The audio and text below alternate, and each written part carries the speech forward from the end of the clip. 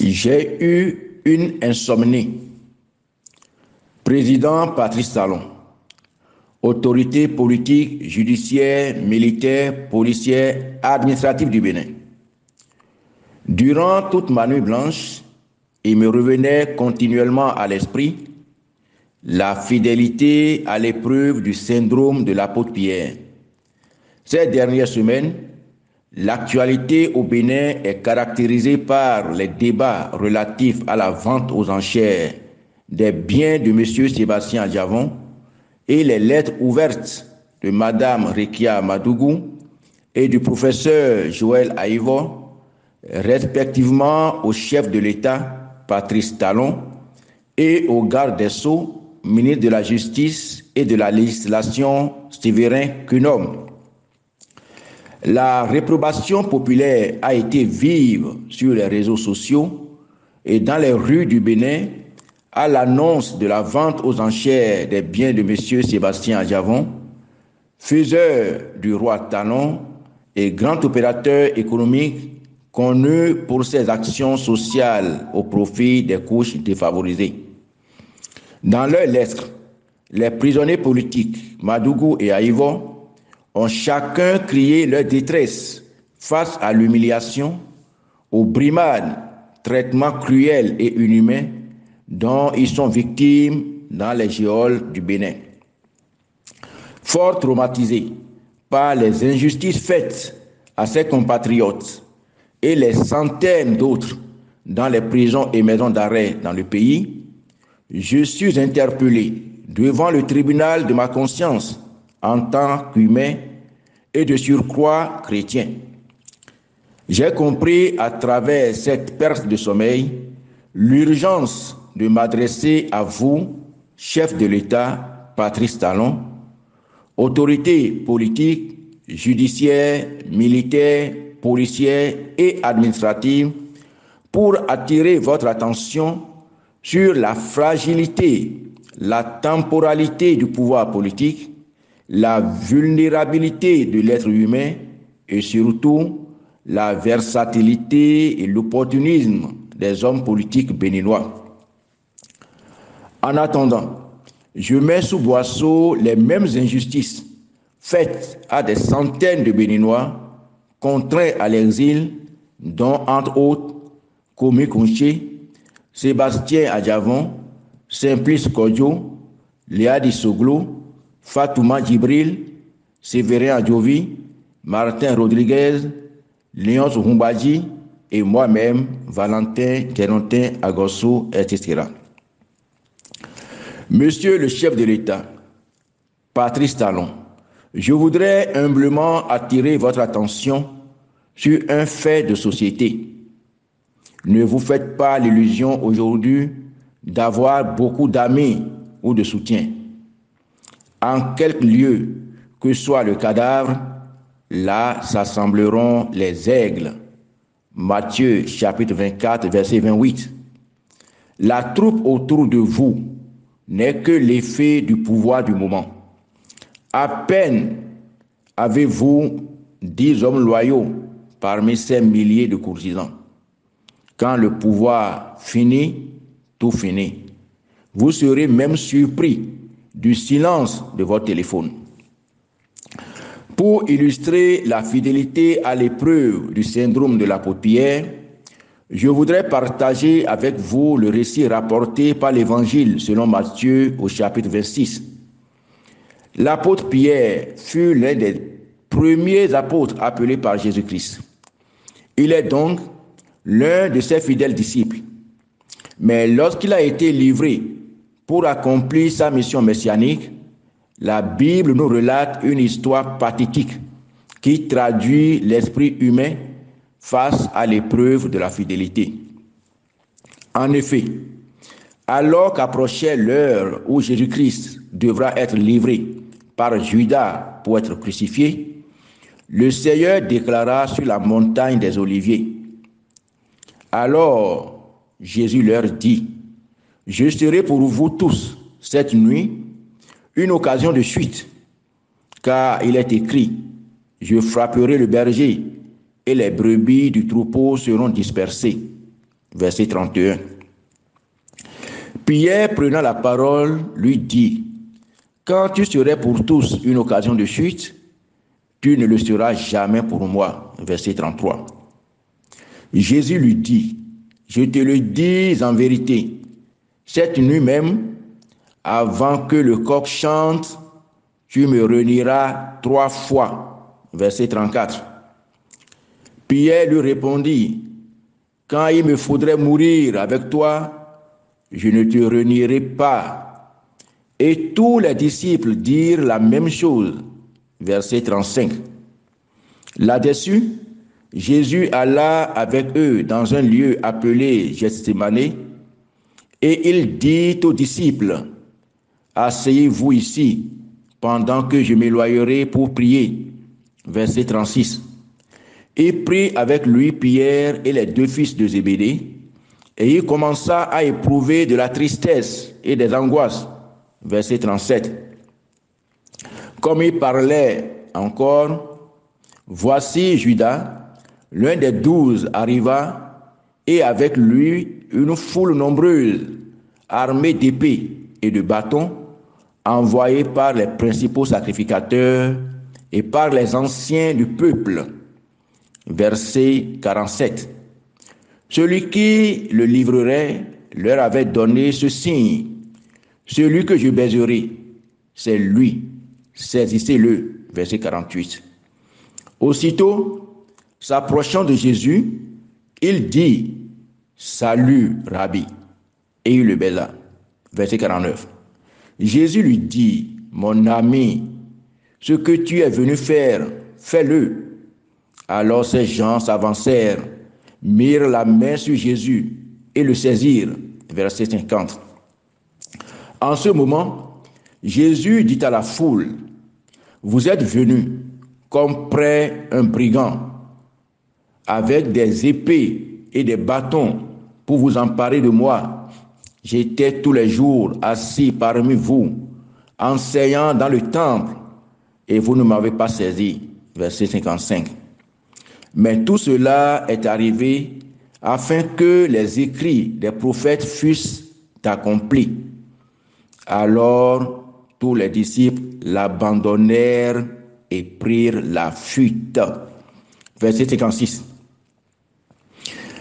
Ceux qui avaient saisi Jésus l'emmenèrent chez le souverain sacrificateur Caïphe, où les scribes et les anciens étaient assemblés.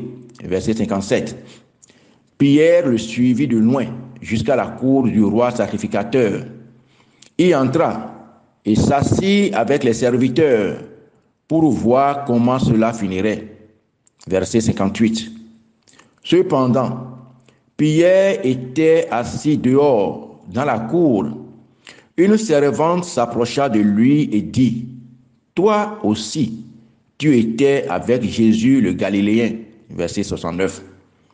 Mais il le nia devant tous, disant, « Je ne sais ce que tu veux dire. » Verset 70.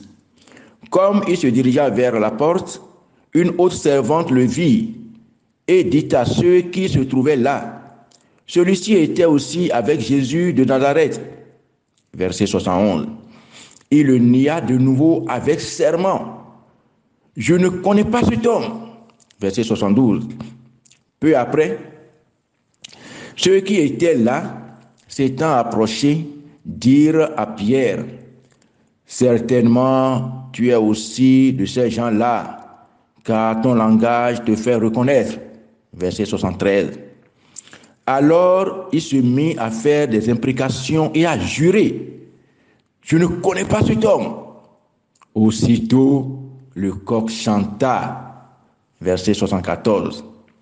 Et Pierre se souvint de la parole que Jésus avait dite, « Avant que le coq chante, tu me renieras 3 fois. » Et étant sorti, il pleura amèrement.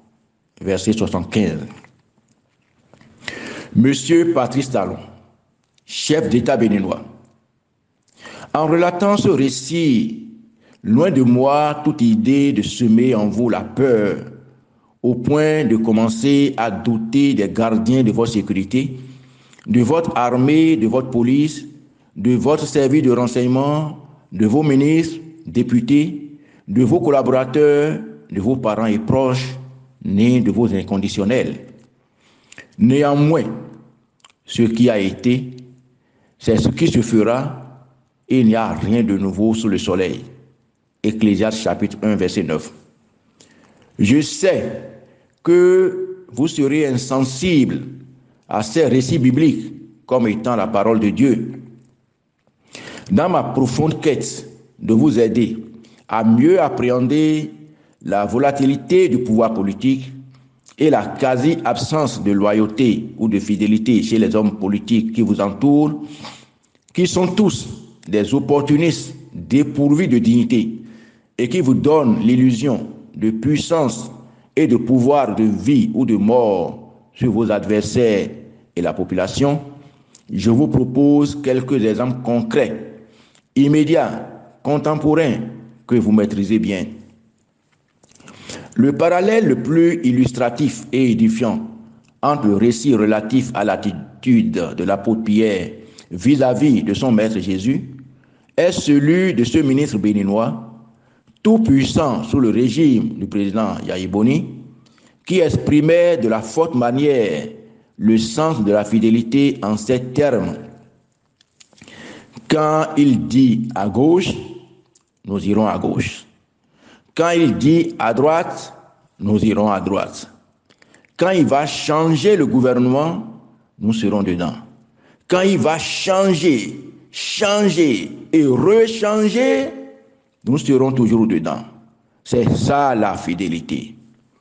Monsieur le président Talon, vous savez mieux que moi que ce ministre qui a séjourné des années durant au gouvernement du président Yahya et qui professait à la face du monde sa fidélité a toujours été votre lieutenant dans le gouvernement et que le président Yahya n'était que dans une illusion d'avoir un collaborateur fidèle à ses côtés. La preuve patente, c'est qu'avec votre accession au pouvoir, il n'a pas hésité à désavouer publiquement son mentor dans la Takora en disant qu'il n'a rien fait pour le développement du département et que vous, Talon, êtes désormais le Dieu qui fera le miracle de développement dans cette région du pays. Mieux, il fait partie de la première vague des cadres et députés, anciens soutiens du président Yahya, à monter dans le navire de la rupture à vos côtés pour mieux arborer les couleurs de la fidélité en griffe. Aujourd'hui, vice-président de l'Assemblée nationale, ces objectifs sont sûrement partiellement bien atteints. Dans les coulisses, il travaille déjà pour être le colistier de votre dauphin le cas échéant. Pour illustrer mon récit biblique, afin que vous en tiriez la leçon si vous le voulez ou pouvez, je reste au Bénin dans l'histoire politique très récente avec vos prédécesseurs Kérékou et Yahya. Qu'ils vous souviennent que le président Mathieu Kérékou, après 18 ans de pouvoir révolutionnaire à la tête du Bénin, malgré la promotion de milliers de cadres, la présence des camarades militants révolutionnaires, les partisans du PRPB avec ses organisations de masse, de femmes, de jeunes, les mouvements scolaires et universitaires, il ne lui est resté pendant le break de 1991 à 1996 que quelques rares collaborateurs fidèles, dont le plus emblématique fut M. Pierre Ocho. Revenu aux affaires sous le renouveau démocratique 1996-2006, le président Mathieu Kérékou a géré le pays avec une puissante coalition politique, Union pour le Bénin du futur, UBF. À la fin de ces 2 mandats, il a quitté la scène. De sa puissante machine politique UBF, il ne lui est resté que de rares fidèles à l'avènement du régime de Boni Yahya. Je voudrais revenir sur un exemple plus récent que vous connaissez fort bien pour avoir été au cœur du système Yahya durant 7 années sur 10 avec un puissant pouvoir sous-marin de décision et de nomination à des postes stratégiques. Le président Boni Yayi, en 10 ans de gestion du Bénin, a nommé une centaine de ministres, des centaines de directeurs généraux, des dizaines d'ambassadeurs, des dizaines de généraux dans l'armée, la gendarmerie, la police, les eaux et forêts, la marine, les sapeurs-pompiers, etc. Il avait promu des milliers de cadres. Des centaines d'opérateurs économiques ont bénéficié de ces largesses, sans oublier les rois, notables, pasteurs, évêques et prêtres. Avec la coalition Force Cori pour un Bénin émergent FCBE, le président Yayi avait bénéficié de l'accompagnement de dizaines de députés à l'Assemblée nationale pour soutenir sa politique gouvernementale. À l'atterrissage en 2016, cette armada de collaborateurs et jouisseurs s'est réduite en peau de chagrin. La preuve, à la première réunion de la coordination nationale de FCBE, élargie au cadre, tenue dans une salle de l'Infosec, après la présidentielle de 2016, qui a consacré votre élection, vous, M. Patrice Talon, au détriment de M. Lionel Zinsou, candidat de Yayi, nous n'étions que 17. 10 plus 7 présents. De mémoire, il y avait entre autres les ministres Amos Elegbe, Alassane Tigri, Félicien Zakari Tchabi, le coordonnateur national Eugène Azatassou, le trésorier général adjoint Prosper Adoukonou, messieurs Paulin Dossa, Victor Adimi, moi-même, etc. La deuxième réunion, malgré toutes les relances, n'a connu que la présence de 70 participants environ. Rapidement et très rapidement alors, les fous du roi ont disparu. Les journalistes, activistes et autres propagandistes du régime Yayi ont tout fait de retourner leur veste pour les louanges du nouvel homme fort que vous fûtes. Comme l'on devrait s'y attendre, les attaques contre le régime Yayi Boni, qui ont commencé quelques mois avant la présidentielle de 2016, se sont poursuivies avec plus de véhémence. Le champ est libéré, plus de griots pour défendre les acquis du régime Yayi. La descente aux enfers a été libre avec des injures sur les réseaux sociaux, les persécutions et menaces du régime Talon contre les anciens collaborateurs du régime Yayi. Les privilégiés, les dignitaires et jouisseurs du régime Yayi, ceux-là qui ont rendu impopulaire le deuxième mandat du président Yayi, avec de supposés scandales financiers fondés ou non, ont été les premiers à l'abandonner pour vous rejoindre, vous Talon, en commençant par son cercle familial le plus immédiat, les militants de sa région natale et alentour.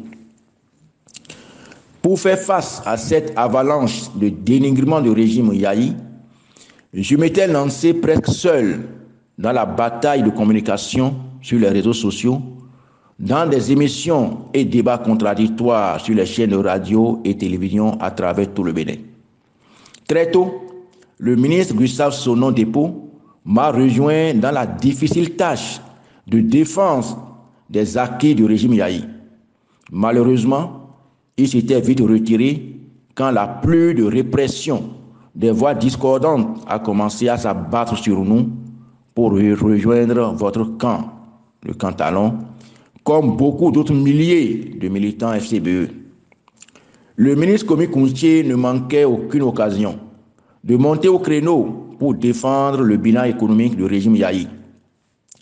À quelques encablures du congrès constitutif du parti politique FCBE à Parakou, l'honorable Noréni Achade était monté sur le terrain de la communication pour nous appuyer dans la défense des acquis du régime Yayi contre le camp adverse dans lequel se retrouvaient curieusement ceux qui étaient qualifiés par vous, quelques mois plus tôt, de pilleurs de l'économie nationale aux côtés du président Yayi.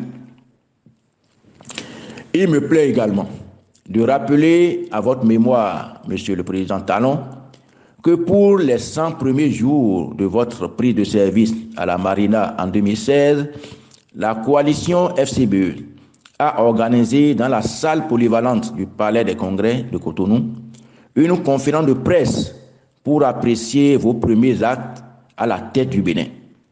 Lors de la préparation de cette conférence, il a été recommandé à quelques anciens ministres le développement de certaines thématiques liées à leur récent portefeuille ministériel. Quelle n'a pas été la surprise de remarquer, d'une part, que certains ont décliné la proposition et d'autre part, que certains qui avaient accepté la mission ont brillé par leur absence le jour de la conférence. J'ai encore en mémoire la raison avancée par une ancienne ministre originaire des collines et proche parent du président Yahi pour justifier son absence. La veille du jour de la conférence, elle a fait une diarrhée. Elle est aujourd'hui membre de votre gouvernement. Je m'étais retrouvé seul avec le ministre Gustave Sonon, appuyé par le doyen Amos Elegbe et peut-être le ministre Rufin Nansounon pour animer la dite conférence. Le combat a été âpre. Nous avons été seulement quelques-uns, les mains nues, sans soutien et sans moyens logistiques, à faire face à la puissante machine de communication, de manipulation et d'intoxication du régime de la rupture pour défendre le bilan politique du président Boni Yahi après son départ du pouvoir. C'est dans cette tourmente que la majorité des députés qui soutenaient les actions du président Yahi s'est fissurée. Plus de la moitié a rejoint le camp de la rupture pour constituer désormais la nouvelle majorité présidentielle contre nous qui devenions désormais minorité parlementaire. Monsieur le Président Talon, vous n'avez certainement pas oublié qu'à votre prise de pouvoir en avril 2016, les premières personnes à abandonner le président Yahi pour vous rejoindre furent celles de son cercle familial immédiat, de son village, de sa région, ses proches collaborateurs au gouvernement, au palais, ses collaborateurs dans l'armée, dans la police, voire les hommes de sa garde rapprochés, dont certains n'ont pas hésité à tirer sur sa maison en mai 2019 et à le garder prisonnier dans la dite maison pendant 52 jours sur vos ordres. Ils ont été nombreux à se rallier à vous au détriment de leurs mentors de la veille. Je n'oublie pas mes chers frères en Christ entre griffes qui étaient nombreux à prier avec nous, à nous appeler frères et à nous soutenir. Le changement de main du pouvoir a montré où étaient leurs vrais intérêts. Rapidement transformés en soutien du régime dit de la rupture, ils n'ont pas hésité, pour les uns, à voter pour la levée injuste et arbitraire de notre immunité parlementaire, pour les autres, à nous dénigrer et renier le président Boni Yahi, au domicile de qui ils allaient régulièrement prier, se réclamant de la même foi chrétienne évangélique que lui, pour se garantir une place au sein du nouvel appareil d'État. Voilà la réalité du pouvoir sous les tropiques. Ne l'oubliez jamais. Monsieur le Président Talon, je me permets de rappeler à votre souvenir nos échanges suite à votre premier message sur l'état de la nation devant l'Assemblée nationale en décembre 2016. Pendant que vous me serriez la main, au président Adrien Roumbédi, vous aviez dit, et je cite, « Djenotin est un ange que Yahi a transformé en diable. » Fin de citation. Non, Monsieur le Président, je ne suis pas un diable, vous le savez bien, et vous pouvez en témoigner de diverses manières dans de multiples situations que vous connaissez bien avec moi. Je suis simplement loyal et fidèle. J'aime mon pays. Et comme tous, je souhaite son développement dans la justice et surtout dans l'unité de tous ses fils. Monsieur le Président Talon, ces rappels historiques récents, juste pour attirer votre attention sur le fait que vous n'avez personne, sinon que peu de personnes dans votre entourage qui soient réellement attachées à vous et au pays pour son développement. La plupart ne sont là, zélés pour les sales besognes que vous leur commandez, parce qu'ils ont un titre, honneur oblige, des avantages matériels et financiers dont vous êtes aujourd'hui l'exclusif distributeur. Au premier chant du coq, ils seront les premiers à vous abandonner et prendre la fuite vers le nouvel arrivant, le nouveau détenteur des postes de nomination et autres opportunités d'affaires ou des marchés publics. L'histoire va se répéter jusqu'à la fin des temps. Vous n'allez pas échapper à cette trahison des hommes politiques béninois. Avec vous, ceux qui seront atteints du syndrome de l'apôtre Pierre seront encore plus nombreux que sous le président Yahi. Monsieur le Président Talon, autorités judiciaires, militaires, policières, administratives, je voudrais respectueusement poser une question au chef de l'État, ses ministres, procureurs, juges, commissaires et collaborateurs qui distribuent allègrement 10, 20 ans de condamnation ferme d'emprisonnement aux compatriotes innocents. Voici la question. En ajoutant respectivement 20 ans à vos âges actuels, où et que serez-vous en 2041 ou 2043?